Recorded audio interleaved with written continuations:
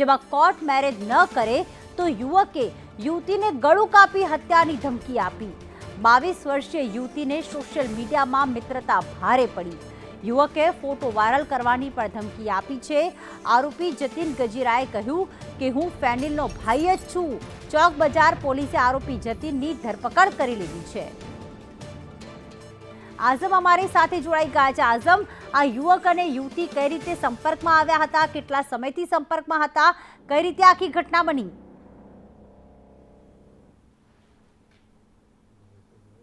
પ્રીતિ, TV screen પર જે દેખાઈ રહ્યો છે આરોપી જતીન કિશોર ગજેરા છે અને એ સુરત ગ્રામ્ય પોલીસની હદમાં આવેલા કામરેજ સ્થિત જે ખોલવડ ગામ છે ત્યાં રહે છે અને આ બંને યુવક યુવતી જે એકબીજાના સંપર્કમાં સોશિયલ મીડિયાથી આવ્યા હતા, ખાસ કરીને ઇન્સ્ટાગ્રામ અને વોટ્સઅપથી એકબીજા સાથે વાર્તાલાપ કરતા હતા।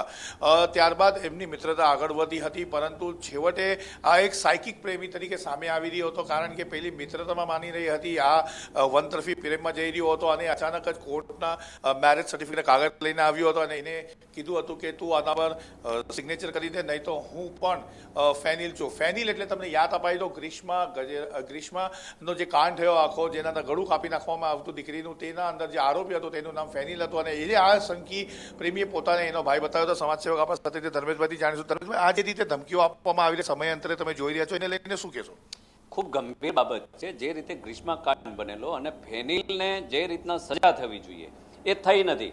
ગૃહમંત્રીએ પણ કીધેલું કે 3 મહિનાની અંદર એનું રિઝલ્ટ લાવશું, પરંતુ આજે 1.5 વર્ષ થઈ ગયું, હજી સુધી ફેનિલ નામની વસ્તુનું કંઈ જ થયું નથી।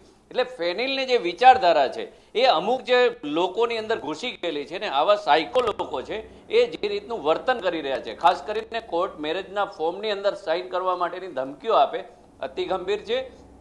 કોઈ પણ દીકરીઓએ ડરવાની જરૂર નથી। કંઈ પણ તમારી સાથે ઘટના બને તો તરત જ વાલીઓને, સમાજસેવકોને અથવા પોલીસનો સંપર્ક કરે, જેથી આવા સાયકો ક્યારેય પણ સક્સેસ ન થાય અને ગ્રીષ્મા કાંડ જેવી બાબતોની વિચારધારાને દબાવી નાખવાની જરૂર છે, ના કે ઉજાગર કરવાની। આ જે આઇકોન લોકો બની રહ્યા છે એ ખૂબ ગંભીર બાબત છે।